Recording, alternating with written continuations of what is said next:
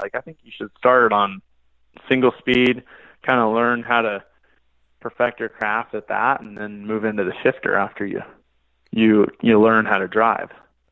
Exactly. That's exactly it. And then just all the other elements that come along with, um, I mean, the shifter stuff is just so busy, um, from a driving standpoint.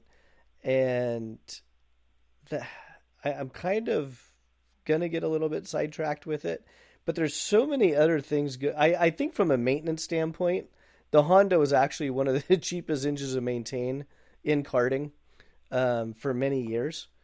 Um, but it's still a shifter and it hauls ass. And you put a new guy in it, they're so overwhelmed by just trying to figure out what gear they're in. It kind of takes that enjoyment away from the rest of the experience.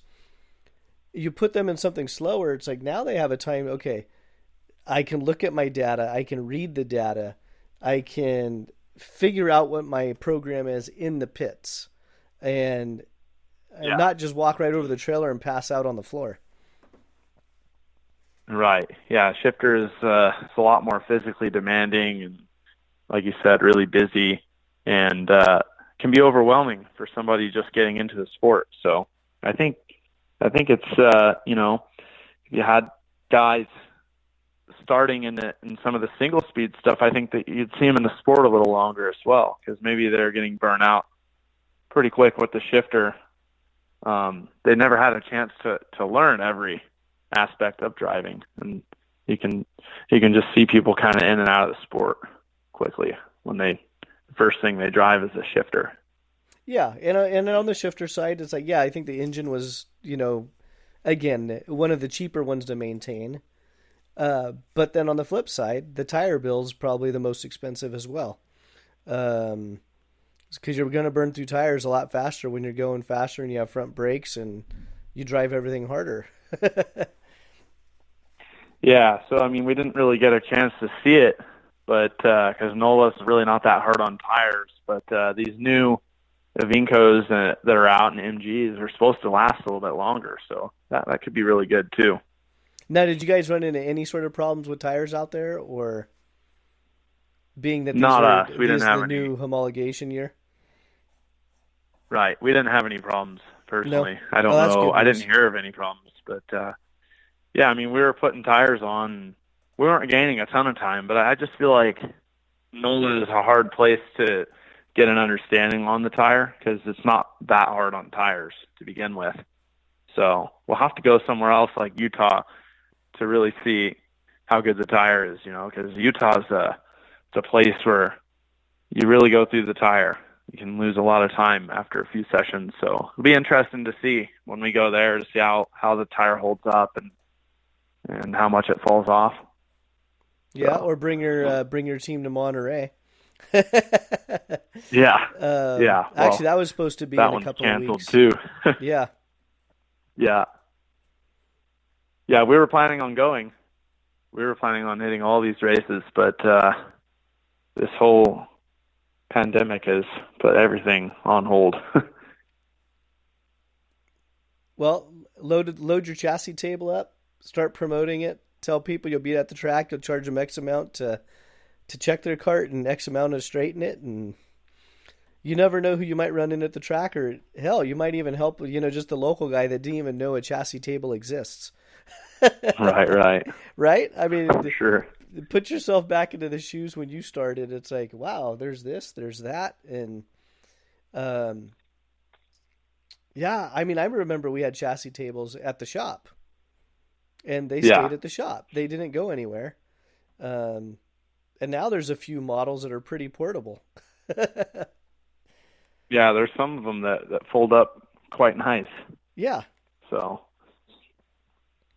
yeah, that's people just, it's crazy how everything's changed, like, back when I was racing, we would scale the carts. That's like unheard of now. You don't need to scale the cart. Put it on the table, make sure it's straight, and that's it. Yeah. It's so true when you say that. Yeah. Everyone had the squares on their garage floor marked out and leveled, and little shims to get all the scales the right height. Right. That's completely irrelevant now. So, But then how did you straighten your cart back then?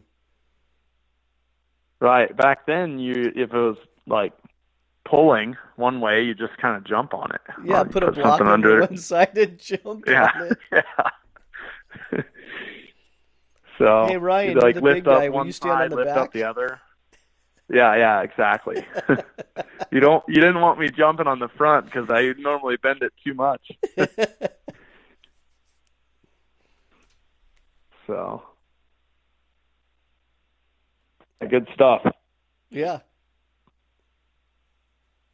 Yeah. Well, anything you want to, anything else you want to do or talk about? No, not too much. I just want this season to get going again. This whole thing's just started, so um, that's the only thing. It's a little bit concerning with for the industry. So I hope everybody can get through it and stay safe, and I hope everything can get back to normal as soon as possible. Yeah. No, I mean, and it almost sounds a little selfish that we're saying, oh, for the industry, but um, I mean, the one benefit we have in karting, we have customers from all walks of life. And Yeah, the one thing that has me concerned is, I mean, we are a hobby sport. You know, there's very few that are really going to use karting as a jumping point to their next step in their career. Um, for it, but it's a hobby sport, and if you follow finances or the stock market or anything else, I'm kind of wondering what some of my clients are thinking right now. It's like, well, um, we just lost 30% overnight. We might not be going to that next race, and that's where my mind started going with things. It's like, man, the events are getting canceled because of this virus thing, but I mean, people are just getting hammered, and um, I mean, we both have wealthy clients, and they're not stupid people, and that has me a little concerned when they look at it and go, well, hey, I might need to hold off for a little bit to see what's going to happen 6 months down the road or a year down the road. right. Yeah, I can completely see that. I I don't know. I'm hopeful that it can bounce back. Sure, it's not gonna happen overnight, but um, I think if we can get through this, that the economy will come back pretty strong. But you're always trying to stay positive as well. So Well, historically, it has. You know, you get 6 months or a year of a downturn, and then it comes back. It's a cycle. It's who can yeah, yeah, last the definitely. cycle. Right. So this is kind of like you know uncharted waters here. We don't know what's going to happen. No, no, it's the whole. It's yeah. I'm not glued to the media news as far as with the pandemic or it's. I was telling Eric earlier before you came on. It's if this is truly a pandemic and the world's going to end, I'm screwed because I only got a couple cans of sardine, a couple sardine cans in the cupboard, and a couple sparkly waters and a couple bottles of cheap white wine that I don't think I drink it. Yeah, um, yeah.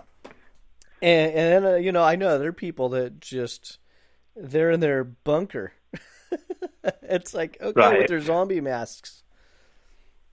I have a feeling that it's a bit overdone, but the problem is we don't know. So that's why you see such drastic measures taken is you really don't know. Like they think they have a good idea, but it's got everybody in a panic for sure. So Yeah, um, I live in a small town, and I'm at the local grocery store, and I had let's see, a bag of chips, sour cream, corned beef, a couple onions, and a cabbage in my hands. This was on Saturday.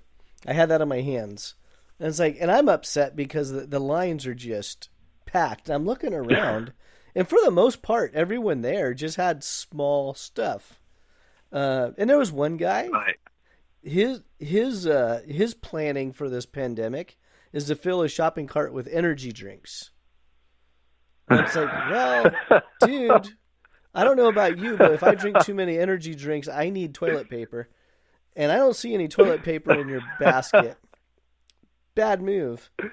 And then there was one other lady. She must have had 50 gallons of milk in her cart. It's like, I don't know how much milk you I'm normally pretty sure go through. milk goes bad. But it's going to go bad. Hopefully she had plenty of people to donate that to. I don't know. Yeah, that's why I wasn't judging why she bought that much. It just, I've never seen anyone in the store with that much milk before. Yeah, I mean, if you think about it, if we're going through these issues and you're going to start conserving on how much you eat, how much food you buy, you would think that you would need less toilet paper. But yeah, exactly. Shows what I know. Exactly. Less toilet paper and a lot more alcohol. Yeah. It's just crazy, man. Because some of these parents are staying home with their kids for 4 or 5, 6 weeks. Kids are driving them nuts right now. No, it's been fun though. It's been fun spending a little bit more time with the kids. Gets pretty tough, being a karting team and traveling all over. You spend too much time away, more than you want. So I'm going to take this time and really try to enjoy what I can. I know it's still not going to be easy, but just going to try to enjoy the time that I have with my kids. Yeah, that's a great attitude because it's make the best of it. Now, what is your family situation? We know you own a kart shop, you own a race team, so you pretty much are shelter in place of trailer. Wherever the trailer is, you're sheltering in place anyhow. How's the rest of the household looking? I mean,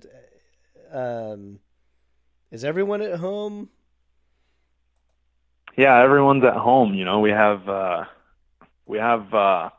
young twins that are just turned 4, and we have an 11-year-old and an 8-year-old. So,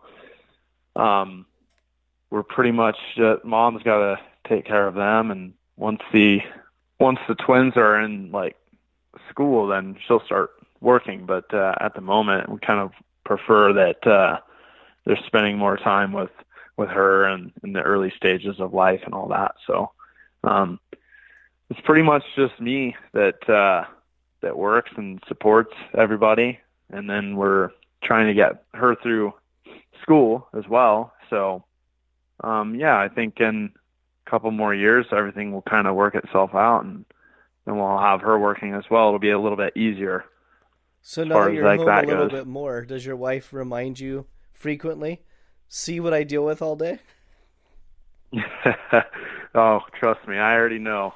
She does so much. Like, for sure, I appreciate everything that she does. So, it's a lot of work. It's probably a lot more work taking care of those kids than it is to run a race team. That's for sure. It's like a full-time job. No question. No, it's, when our daughter was younger, my wife ran a daycare from we were renting a small little condo, and everyone, she just loves kids. So it worked out for her personality and everything else. But every once in a while I would walk in, all the other kids would be gone. She goes, "Lillian's yours, I'm gone." And she would just walk out the door.